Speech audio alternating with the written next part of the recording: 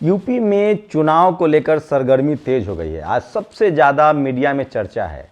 दरअसल यूपी में बीजेपी ने कुर्मी समाज को, पटेल समाज को, महतो मंडल जो भी समझते हैं आप, उनको अपना प्रदेश अध्यक्ष बनाना तय किया है।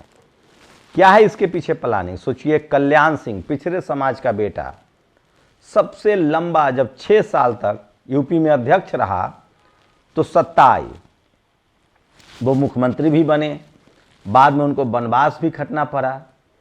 केशव प्रसाद मौर्य को जब अध्यक्ष बनाया गया तो बीजेपी फिर सत्ता में आई, लेकिन वो मुख्यमंत्री नहीं बन पाए। लेकिन सवाल है कि जिस पंकज चौधरी कुर्मी समाज को अध्यक्ष बनाया गया है, क्या उनको मुख्यमंत्री बनाया जाएगा? यूपी में क्यों कुर्मी की जरूरत पड़ रही है बीजेपी को? क्या है मामला? क्या बिहार से उसने कोई सबक लिया है या फिर अखिलेश यादव का पीडीए बीजेपी पर भारी पड़ता जा रहा है? नमस्कार, मैं शंभू कुमार सिंह और आप देख रहे हैं नेशनल दस्तक। बिहार में जिस तरह से नीतीश कुमार मुख्यमंत्री हैं और बीजेपी दूसरे भाई के तौर पर वहां सत्ता में है, क्या यूपी में उनको डर सता रहा है कि सत्ता हाथ से निकल जाएगी? आपको ले चलते हैं सीधे 2024 के लोकसभा चुनाव में, जब मोदी बाल बाल बच गए थे। सोचिए, प्रधानमंत्री की कुर्सी यूपी से जाती है, 80 लोकसभा की सीटें हैं। कभी बीजेपी 75 तक स्कोर करती थी, 65, 70, 75 स्कोर करती थी। इस बार 37 अकेले समाजवादी पार्टी ने कर लिया।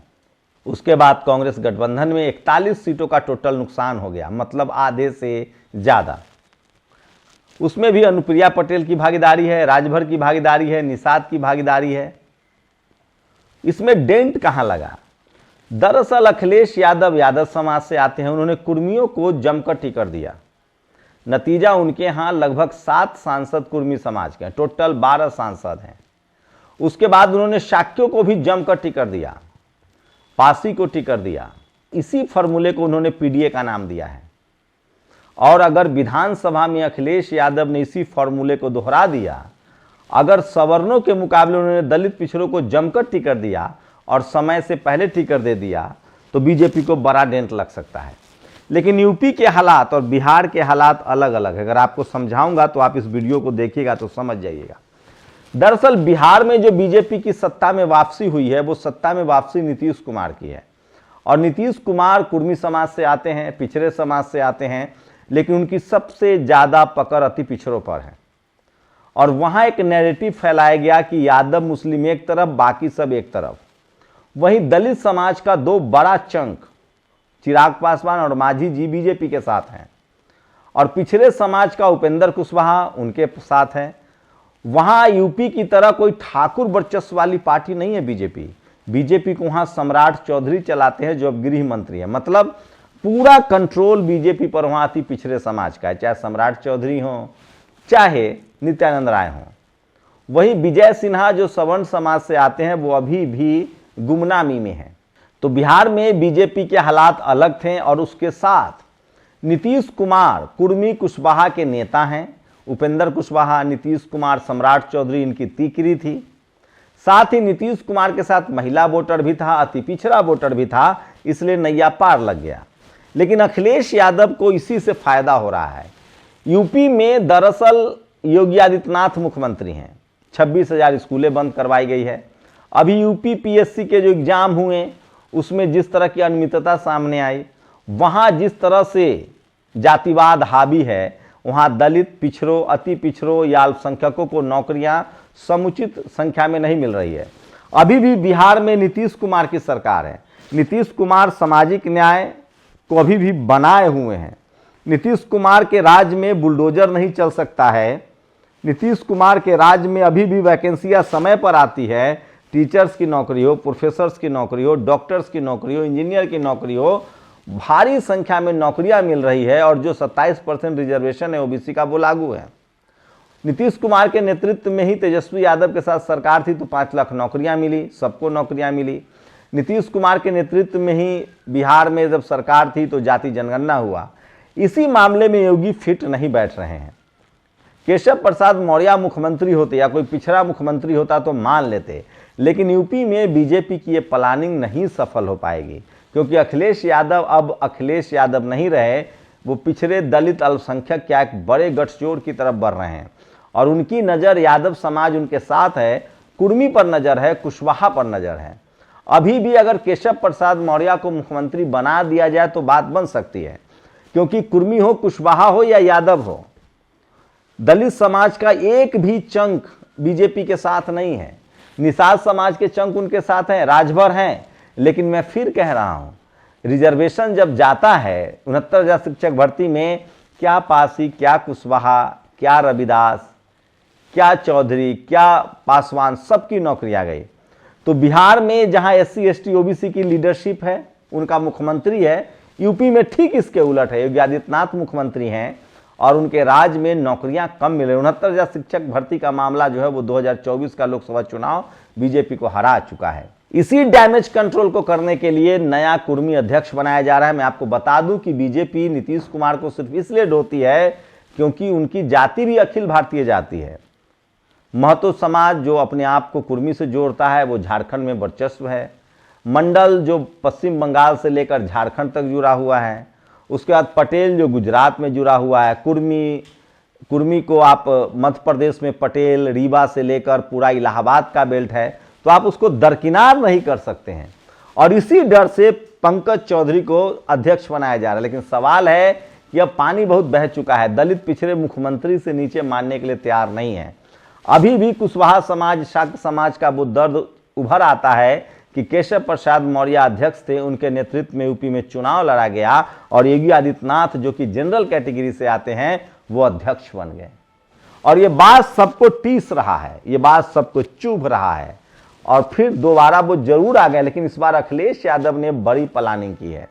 अखिलेश यादव जहां PDA पिछड़े दलित अल्पसंख्यक का नारा दे रहे हैं, मायावती जी वहां सर्वजन कार्ड खेल रही हैं। मायावती जी की कोशिश है कि वहां उनका अपना कैडर वोट है, उसमें कोई दो मत नहीं है, बड़ी पार्टी है, मजबूत पार्टी है।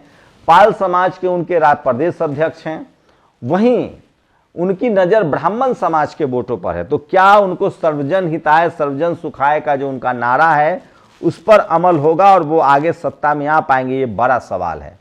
तो नीतीश कुमार की तरह एक बड़ा चेहरा पंकज चौधरी जो पटेल समाज से हैं, कुर्मी समाज से, उनको बनाया तो जा रहा है। लेकिन सवाल है कि अभी सबसे ज्यादा कुर्मी सांसद सपा के पास है। सवाल यह है कि अखिलेश यादव भले मुख्यमंत्री बन सकते हैं, उनके पास रास्ता है। आप कल्पना कीजिए कि एक भी दलित समाज का कोई बड़ा दल योगी आदित्यनाथ के साथ नहीं है। अगर दल होता भी तो मुख्यमंत्री का मामला है। बिहार में नीतीश कुमार अपने पिछड़े समाज से मुख्यमंत्री, नौकरियां मिल रही है। उसके बाद कुशवाहा समाज से वहां सम्राट चौधरी बीजेपी के नेता, उपेंद्र कुशवाहा अलग एक पार्टी है। दलित समाज से चिराग पासवान, मांझी जी खुद बीजेपी के गठबंधन में हैं। तो वहां मामला अलग है और यूपी में मामला अलग है। अगर यूपी में बहुजन दलों ने या तो गठबंधन किया या फिर जमकर अखिलेश यादव की पार्टी अभी दूसरे नंबर की पार्टी है बीजेपी के बाद, अगर अखिलेश यादव ने पिछड़े, अति पिछड़े, पाल हो, राजभर हो, कुर्मी हो, पासी हो, इन सब लोगों को जमकर टिकट दिया, क्योंकि बिहार में नौकरियां नहीं छीनी जा रही है, बिहार में बुलडोजर नहीं चल रहा है, बिहार में SC ST OBC का अभी भी सोशल पॉलिटिकल अलायंस है। लेकिन यूपी में ठीक उलट है। यूपी में लगातार दलित, पिछड़े, किसान, आदिवासी, अल्पसंख्यक नारा दे रहे हैं कि हमें नौकरियां नहीं मिल रही है। वहीं 15 दिसंबर को फिर से एक बड़ा प्रोटेस्ट भी है। जिस तरह से नौकरियों में भेदभाव हो रहा है, तमाम बड़े पदों पर जाति विशेष के लोग बैठाए जा रहे हैं, उसके बाद का काम बुलडोजर ने किया है और पैरों में गोली मारना। सोचिए, पैरों में गोली मारने से याद आई, ये घर देखिए, ये घर जो है ये एक स्वजातीय है उनका, आलोक प्रताप सिंह। ये आदमी STF में था, वहां से ये सोना लूट के भाग जाता है 4 किलो, वहां से ये बर्खास्त हो जाता है। उसके बाद ये कप सिरप के मामले में आरोपी है। इसका घर देखिए, कोठी देखिए, कितनी बड़ी हवेली है। आप कल्पना कीजिए कि अगर ये हवेली किसी आलोक यादव, आलोक पासी, आलोक मौर्य, आलोक राजभर, आलोक कुशवाहा का होता, आलोक जाटव का होता तो इस पर बुलडोजर चल गया होता। और अगर ये मुस्लिम का होता तब तो इसके 7 खानदान को जेल में डाल दिया जाता। लेकिन कहीं से कोई बुलडोजर नहीं चल रहा है, तेल सूख गया है, ये भी आरोपी है। मैं बुलडोजर के पक्ष में नहीं हूं, बुलडोजर जो लोग पक्ष में है उनसे सवाल है। तो मैं फिर कह रहा हूं, यूपी में जो फॉर्मूला बीजेपी बिहार वाला अपनाएगी वो भी सफल नहीं हो पाएगी, क्योंकि बिहार में नीतीश कुमार खुद पिछड़े समाज से हैं, मुख्यमंत्री हैं। वहां बीजेपी में भी सम्राट चौधरी का वर्चस्व है। वहां बीजेपी और इंडिया एनडीए के पास उपेंद्र कुशवाहा हैं, चिराग पासवान है, मांझी जी हैं।